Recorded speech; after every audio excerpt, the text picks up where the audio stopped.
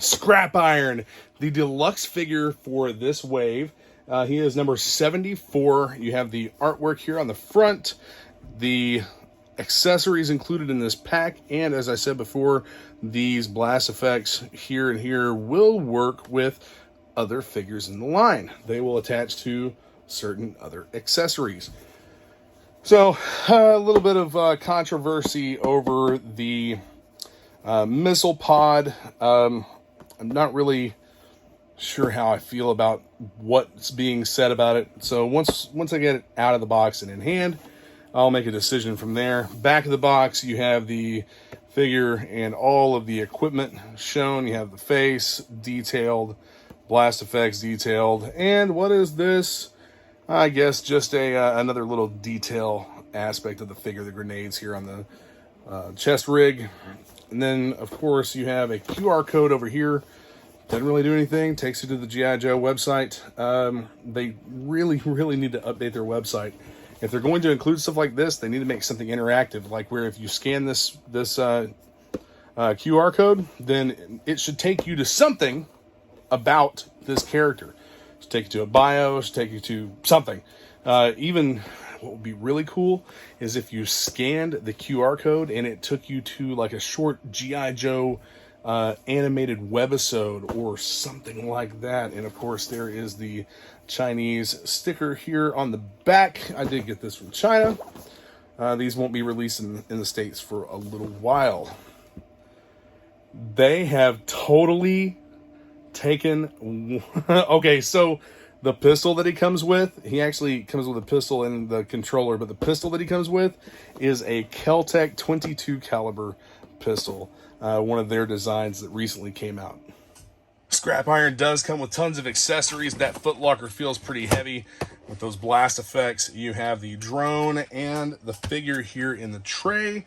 I'm going to go ahead and take the figure out and the drone so that we can get a good look at the artwork on the back of the tray liner. Taking a look at the figure first, check out the burn detail on his face. Whoever did this head sculpt did an awesome job. I think this figure looks amazing. I love what they've done with him. He's very classically styled. The chest rig, you've got 3 paint apps here. You've got the gray buckles, the black, and of course you have the brighter red down here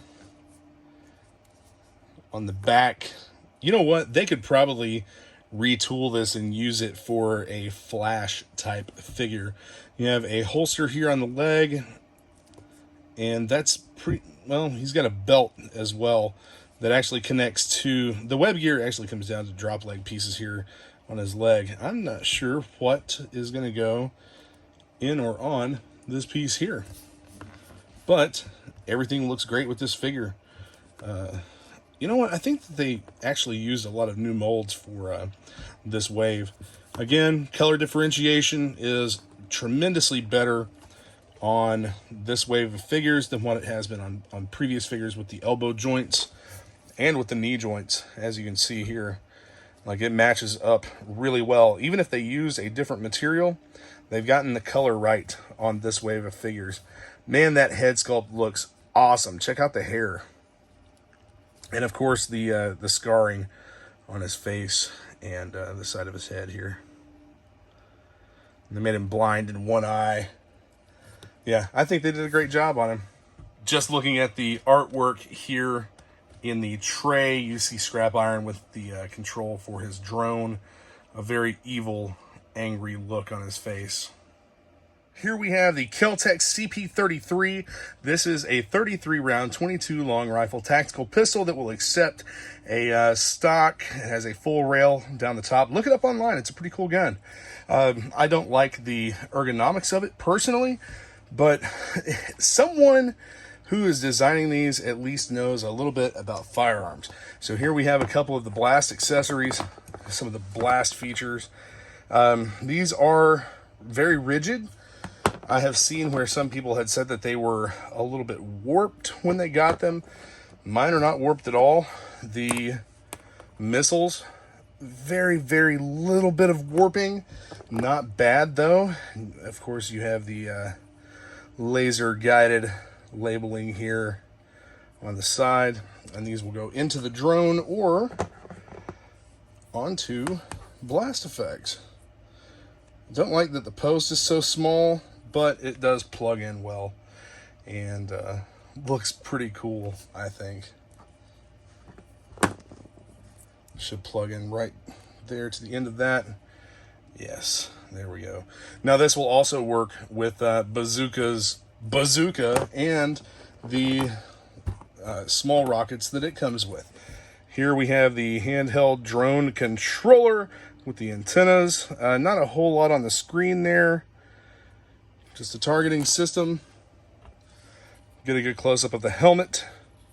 Very reminiscent of the original Scrap Iron's helmet. See, this is what I wish they would have done with Copperhead. I think that if they had done this with Copperhead, it would have been really cool to have like an actual face with him. We didn't get an actual face with the original vintage ARAH Scrap Iron. Now, this set comes with what's basically its own little diorama. Check this out. Look at these blast effects.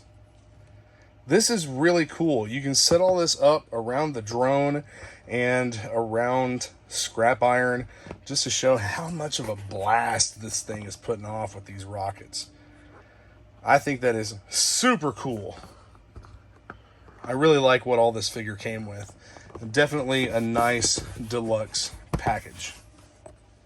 Here he is, all geared up, controller in hand. The hands are actually pliable enough that you can put accessories in them without risking breaking or putting stress marks on the fingers. I really dig it. Great looking figure. They really knocked it out of the park with Scrap Iron. Now what everyone's been waiting for, the drone itself. So one of the things I want to point out is that there is no articulation here in the treads, in the tracks. It would have been awesome if they would have added articulation points here, here, and here, maybe here, so that this could be movable, posed in different ways. What you have is a ball joint on either side of this connecting piece here in the middle. The treads are made of a different material than the outer shell of the drone tracks. They feel like they should move, but they do not. To me, this is not a big deal because this is something that you're going to be setting up. We're all adults. We're 40-something-year-old men. It's not like we're going to be out here rolling these around in the carpet and vrooming around. I don't really see that wheels or movable treads are necessary on this. It would have been a really cool feature, though. They did put a lot of work and a lot of effort into making this look cool. Here you have a socket for this ball joint here. The drone will basically pop on there. I'm not going to pop it on because I'm going to stick it back in the box for the time being, but you have some nice paint apps here on the front for, like, I would assume the targeting system, and you have paint apps here on the back. And here, let's see, that's a Mars Industries logo, looks like. Piezoelectric. I don't know what piezoelectric is, but we should look it up. This is anti-tank. So this is the drone. This is what it looks like. And this is completely articulated. I like the fact that this moves around a lot. It's anti-tank. It's not anti-aircraft, so it's not going to aim up into the air. Let's see what these look like inserted. There we go.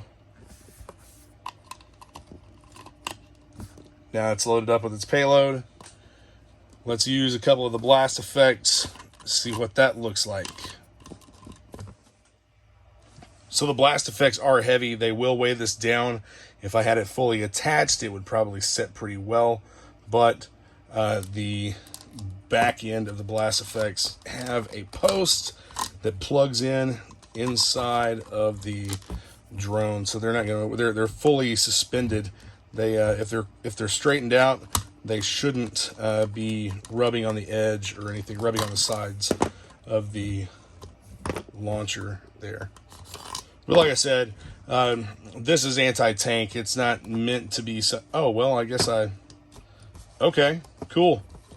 I unintentionally went ahead and attached that. I'll have to pop it off. But it's fairly stiff. You do have a decent amount of articulation here, especially if you turn it around. The longer parts of the tread in the back, I don't think that really matters, honestly. You've got red lights back here. Could be brake lights, whatever.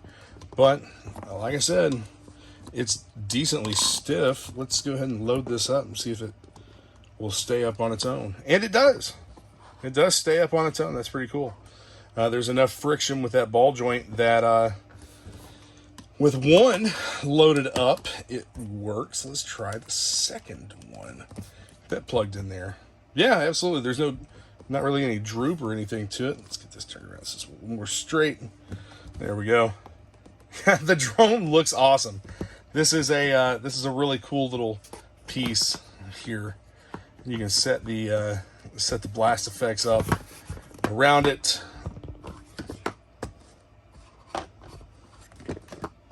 The front, sides, back, wherever you want. Over here.